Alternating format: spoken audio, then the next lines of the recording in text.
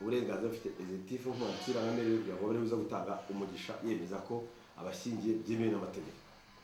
Nizere ko abageni bacu dufite hano ari Tuyisenge Vianney niwe Muhabimana Yvette nibyo. Nizere ko ngo tutibeshye rero nk'uko itegeko rero riteganya. Reka dutangire turebye n'amategeko ndetse tujya n'impanuro tugenda tubonamo kugira ngo ubukwe bwacu buze guhabwa umugisha aho twagezeho. Nge nitwa abatanzwe n'Urengerane Christophe Netasiro ngo bizi kandi nayo mpamvu n'icenderezanye. Hari amategeko menshi twagenderaho, hari amategeko menshi twavuga, ariko hari ay'ingenzi yemejwe ko twajya dukoresha.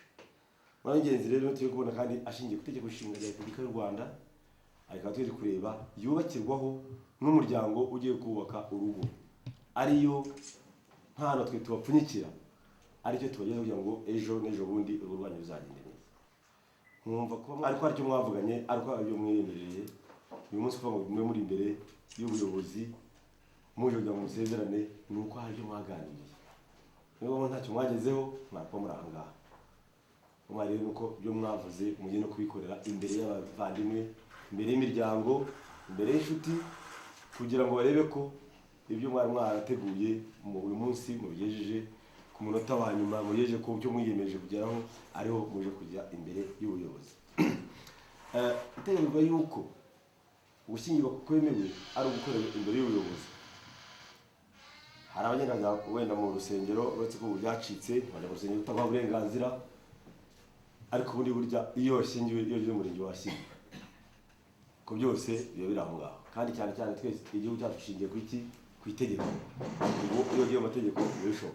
Simbabuza ukwemera kwanyu cyangwa kujya mu rusengero mushaka cyangwa muri kiliziya mushaka, abo mu bihanganye mazi ko nta kibazo bafite uburenganzira busesuye. Niyo wariye mu kibanira tuba tubazi nk'umugore n'umugabo, ariko ibyo ntibihagije. Tukajya n'imbere y'abihaye Imana cyangwa se abapasitoro bakabumugisha bakarabisengera kandi byo kuko burya ntacyo twagendaho. Aba amategeko agendana n'iki? N'amasengero. Umva rero uko iri tegeko rimeze, tugenda ku itegeko nshinga ku ngingo ya 169 ivuga ngo abashyingiwe ni umugabo n'umugore umwe bikorewe imbere y'ubutegetsi. Wenda waba mu butegetsi ubuyobozi ubutegetsi mu itegeko, ariko ntawe ugitegeka, ahubwo turayobora. Aho bitandukana tujye tuhamenya, nyari ubutegetsi uravuga ngo ndavuze, ariko iyo uravuga ngo twumvikane, n'uburyo bitandukanye. Umuntu uravuga ngo ndavuze ngo mukora iki, uzamenye ko ari umutegetsi. Aho n'umuntu uravuga ngo twumvikane turebe twakora iki, uzamenye ko ari umuyobozi. Aho ni bitandukanye. Aha rero niyo nabwiraga, iyi ngingo ivuga yuko ugushyingirwa kwemewe ari umugabo n'umugore bikoreye imbere y'iki? Ubutegetsi. Ubwo rero umunsi mwaje iyi ngingo ya mbere, ubwo twashyiraho vi ko mwahageze, twumva yuko iyo tujye kubahiriza. Ingingo kabiri ivuga ni ingingo 170, ishyingirwa rikorewe imbere y'ubutegetsi ni irihuza umugabo n'umugore ku bushake bwabo. Rimwe nababwira ko ari mwaganiriye uyu munsi mugamwemeje kuza hano, ni ku bushake bwanyu. Ntabwo twabategetse cyangwa tuvuye ngo nimutaza tuzabafunga, oya. Kwa bushake bwanyu mwarikiye muratekereza ati reka tujye imbere y'ubuyobozi badushyire ikiganza batwemerere ko tugiye kubana byemewe n'amategeko. Ku bushake bwanyu ingingo nayo ivuga ko tujye tubasunika. Ntabwo mushobora kwemera ko batavuga ngo badufungire reka tujye yizikorera, ariko mwebwe nizere ko hari icyo mwavuganye, ariyo mpamvu muri hano. Ingingo ya 170 ivuga ngo umuhungu n'umukobwa batarageza ku myaka 21 ntibashobora gushyingirwa.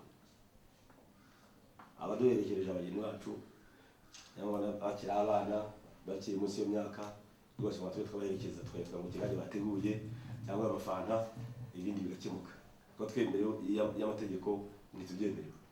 Aho rero ngo nabujuje ya myaka tuvuze, mutubwire dukomeze. Hari wabatubwira yuko ituzuye muri mwe,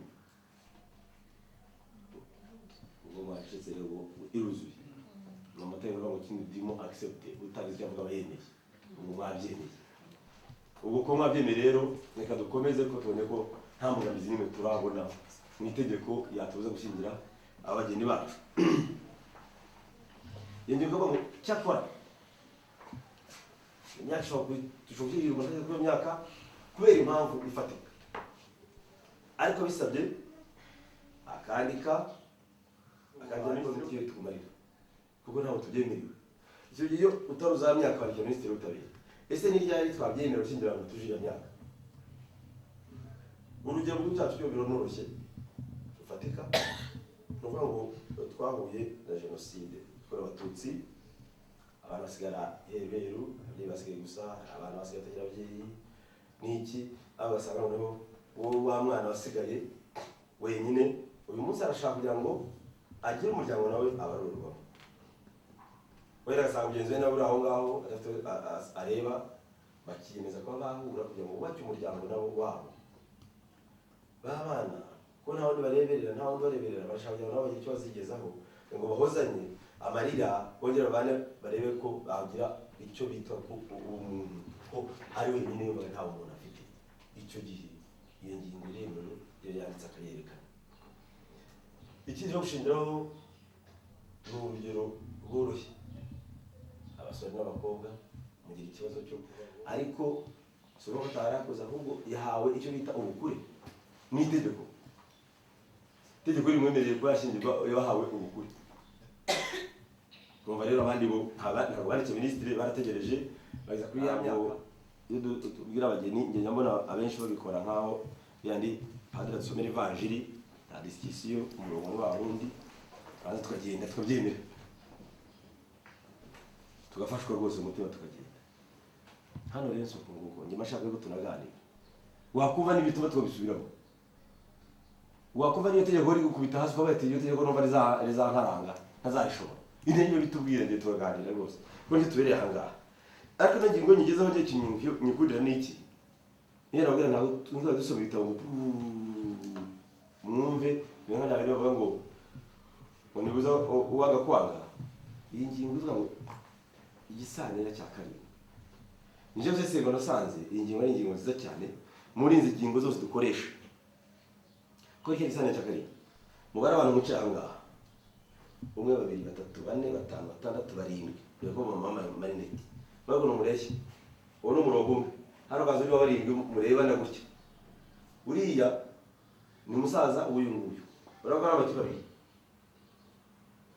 Iyo babyaye umwana abakuru yarindi ari mu byo umugabo ntayitanga ibyo bakurugo, umugabo nta bana yishyira mitiweli ntaki, bande bakubonye uza hano uzwa bishimye gute yikora yice yabagore yamutunga bagatangira.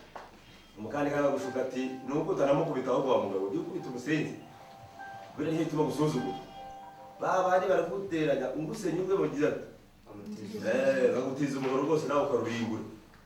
Nicyo kintu ngero wenyine ngingo cyambere yadufashije kuvuga ngo babandi barakugira inama iyo rero barimo kuryana ntacyo senge so wanyu ni ibiki bikagira noneho umwana yagosenye ne warongoye mutangiye yote kuryana. Amakimbirana yagumuke mu muryango wacu yayakuye kugira ngo iyo tuza kuba dusangiye umuryango kuryana biba byoroshye. Basanga uyu hari se javuga rumwe n'ushiwe kuri Teresa ngo reka da cyangwa byabaye n'ubiziho urakazamo noneho ikigo bateye umupano wana ibigoryi ngo agira bate bine cyo tureba itegeko tukareba n'ikibazo cyazavuka n'abazagikemura. Sana ya karindwi rero cyagera hariya, iyo tugeze ku karindwi hariya rwose mubizi kuri n'abantu bakuru baranga mbabajije se akangira ku gisekuzo cya karindwi niba cyakimenye.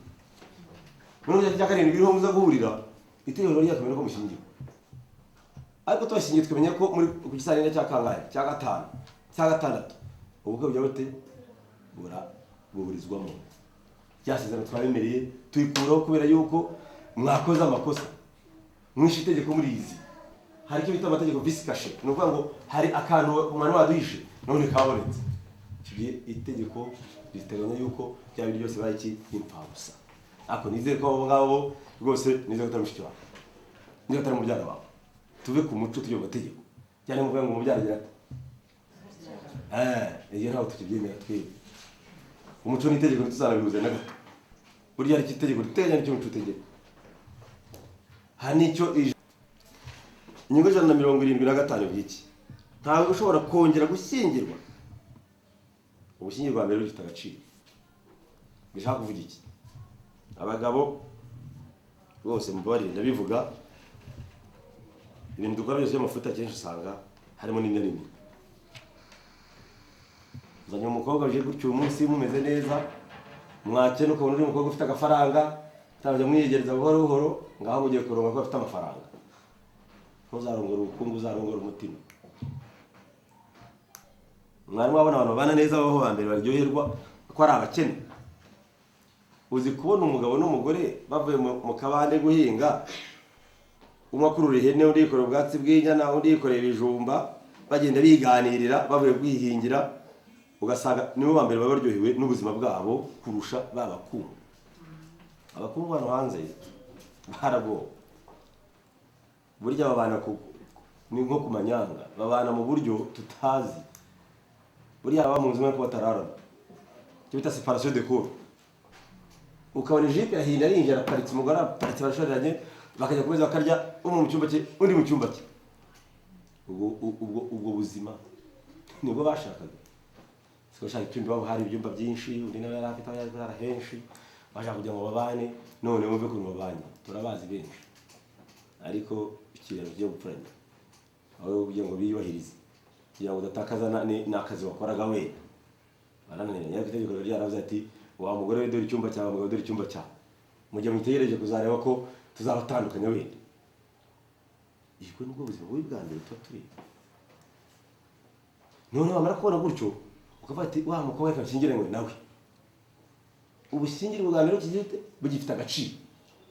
Iyo tubimenye muri itegeko riteganya iki?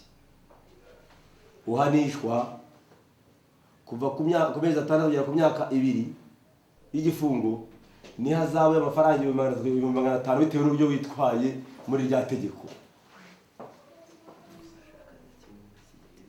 Na gatanu 129 ivuga iki? Ko gushyingirwa bashyingiranywe bemera inshingano yo kurera abana babyaye. Iyo umwe washyingiranywe atishoboye, noneho ngo nawe urazana 5 umwana atungura ibyo kurya oya, nose atafite umutungo mugenzi wawe. Ikindi rero, iyo umwe mu bashakanye ateshutse kuri iyo nshingano, undi afite uburenganzira bwo kubimuregera. Nyaze mbabwira nejo ugasanga umugabo urabona agahubwo gatera umufuka, abana nta mitiweli, ngo nta byo kurya, nta myenda afite, yamba busa gasozi babwira museka, icyo gihe afite kukurega gatwakurikirana ko ari inshingano zawe tubahirije. Hano rero bikagaruka, hari indi ngingo yo siza kujya muri ngingo ndashaka kubihuza. Ngingo 200 niyo tuyo ngo kurera abo twabyaye. Ese baba ari bonyine dushinzwe ya 200 bigaruka bikashyiramo n'ababyeyi.